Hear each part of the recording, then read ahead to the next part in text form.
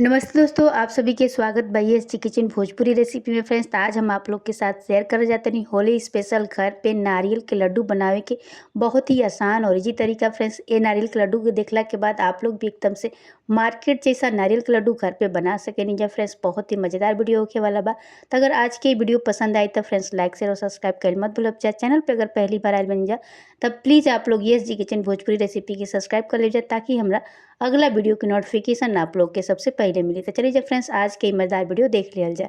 तो देख सकें जब फ्रेंड्स कितना अच्छा हम नारियल के लड्डू बना के तैयार कर लिए बनी, एकदम से घर पे मार्केट से भी बढ़िया आप लोग भी बना सके नहीं जा।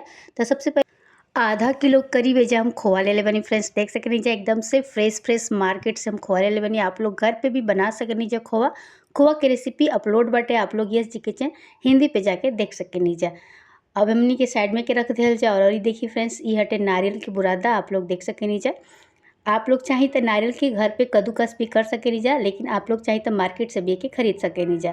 तो हम सबसे पहले पैकेट के फाड़ के बुरादा के हमनी के निकाल लिहल जा। तो फ्रेंड्स देख सके नहीं जा जितना हम खोआ ले बनी से थोड़ा सा ज़्यादा है जा हम नारियल के बुरादा ले बनी, आप लोग देख सके नहीं जा।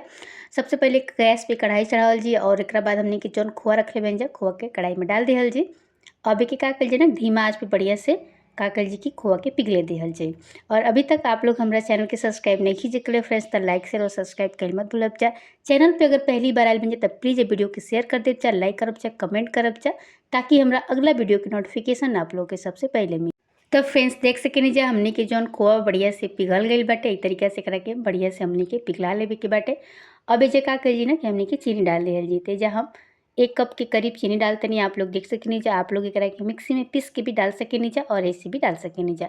अब का करिए ना हल्का से एकरा के भी पका दिए ताकि जौन चीनी बा खोआ के साथ घुल जाए। तो देखिए फ्रेंड्स बढ़िया से करा के मिक्स कर ले जा ताकि खोआ के साथ एकदम से ही मेल्ट हो जाए। तो देख सकें जब बीच बीच में के चलावत रहब जा और बढ़िया से मेल्ट हो गई बा। अब का कल जी की हमने के जितना बुरादा निकाल के रख ले बन जा कढ़ाई में डाल दिल जा। फ्रेंड्स तेज हम सारा बुरादा के कढ़ाई में डाले तनी अब बढ़िया से सारा चीज़ के मिक्स कर लिहल जा। अगर आप लोग चाहें तो एकरा के थोड़ा सा आप लोग घी डाल के भून भी सके नहीं जा, लेकिन ये हम नहीं भूनत काहे कि एकदम से ही ताज़ा बाटे, ये वजह से आप लोग एकरा के अगर ऐसे पसंद ना हो के तो आप लोग हल्का सा एकरा के रोस्ट कर सके नहीं जा कढ़ाई में डाल के हल्का सा 1 चम्मच घी डाल के। अब बढ़िया से के मिक्स कर लेवे के बाद बढ़िया से करा के मिला देवे के बाटे। ये देखिए तो एकदम से फ्रेश बाटे, ये वजह से हम घी में के नहीं की भून ले। अगर आप लोग के लागे कि मतलब आप लोग का जो बुरादा बाटे फ्रेश नहीं खे तो आप लोग हल्का सा में घी डाल के बढ़िया से रोस्ट कर ले जा कढ़ाई पे। तो ये देखिए फ्रेंड्स बढ़िया से मिक्स कर ले बनी। अब एकरा के ठंडा होके दिहल जा, कढ़ाई के उतार दिहल जा। गैस के चूल्हा पर से हम कढ़ाई के उतार दिले बनी। अब बढ़िया से सारा चीज़ के मिक्स करके मिला लेवे के बाटे। अभी जा आप लोग अपना पसंद के ड्राई फ्रूट्स वे में डाल सके नहीं जा, घिस के चाहे छोटा छोटा टुकड़ा में काट के भी डाल सके नहीं जा।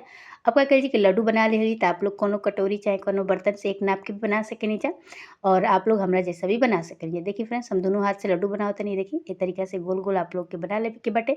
और जब भी गर्म रहे तबे आप लोग के बनाए के हल्का गर्म रहे तबे, क्या कि ठंडा होके के बाद थोड़ा सा मुश्किल होके बनाए में, वजह से आप लोग के हल्का हल्का जब गर्म रहे तबे आप लोग लड्डू बना के रख ले। अगर 2 जन होके तब तो और अच्छा बाटे।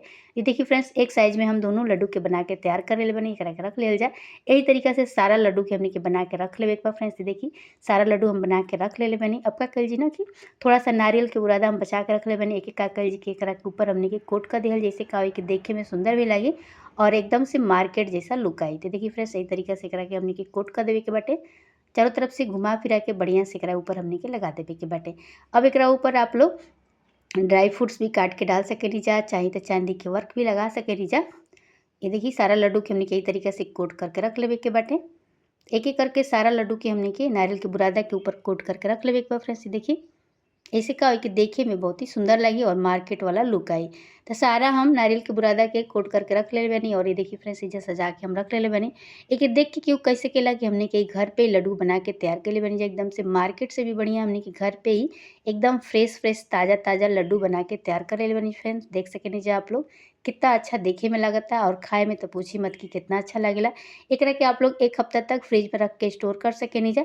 1 हफ्ता से ज़्यादा मत रखब जा, काहे कि मावा के मतलब कि लड्डू हटे थोड़ा सा मावा जल्दी खराब हो जाला, ये वजह से 1 हफ्ता में करा के आप लोग फिनिश कर देव जा। काहे कि मावा के लड्डू हटे ए वजह से थोड़ा सा मावा जल्दी खराब हो जाला, ए वजह से आप लोग के फ्रिज में रखब जाते। देखिए फ्रेंड्स कितना बढ़िया हमने के लड्डू बन के तैयार हो गई बा, आप लोग देख सके नहीं जा।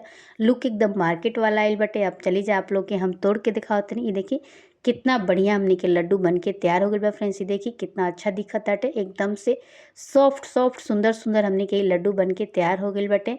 आप लोग भी बनाई जा, खाई जा। अगर आज की वीडियो पसंद आई तो लाइक शेयर और सब्सक्राइब कइल मत भूलब जा।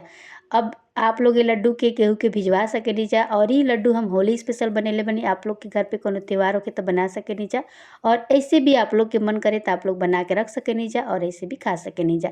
अब एक हमनी के मार्केट वाला लुक देवे खातिर जा हम मिठाई के को डब्बा रखले बानी, एमे हमनी के सारा लड्डू के रख देहल जा। और ये देखिए फ्रेंड्स, सारा हम लड्डू रख देते एक एक करके। और ये लड्डू के देख के कोई कह सकेला कि हमनी के घर पे बना के तैयार कइले बन जा फ्रेंड्स, काहे कि एकदम से एकर जौन लुक बाटे ना एकदम मार्केट जैसा आइल बा। अब फाइनली आप लोग देख सकेनी जा फ्रेंड्स, एकदम से दुकान जैसा हमने के लड्डू बन के तैयार हो गइल बा। खइला पे भी आप लोग कैसे ना लगी कि आप लोग घर पे बना के तैयार कइले बन जाता। अगर आज की वीडियो पसंद आए तो फ्रेंड्स लाइक शेयर और सब्सक्राइब कइल मत भूलब जा। चैनल पे अगर पहली बार आयल बन जा तो यस जी किचन भोजपुरी रेसिपी के सब्सक्राइब कर ले जा। तब तक खातिर बाय बाय। फिर मिल जी कल एगो नए वीडियो के साथ। Thank you so much.